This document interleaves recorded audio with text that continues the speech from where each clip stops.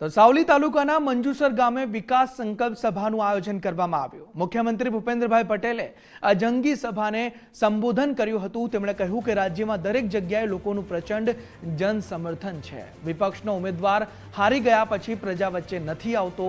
એમએસએમઈની સંખ્યા વધીને 27 લાખ થઈ ગઈ છે। સાવલી તાલુકાને કરોડો રૂપિયાની ગ્રાન્ટ આપી છે। સ્થાનિક આગેવાનો સહિત મોટી સંખ્યામાં અહીં લોકો પણ હાજર રહ્યા અને આ જંગી સભામાં મુખ્યમંત્રી ભૂપેન્દ્રભાઈ પટેલે જનસભા સંબોધતા આ નિવેદન કર્યું છે।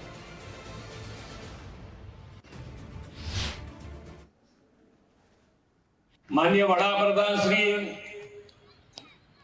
વિકાસની રાજનીતિ શરૂ કરી અને વિકાસની રાજનીતિથી સૌથી સારું સમરસતાનું ઉદાહરણ એમણે પૂરું પાડ્યું છે।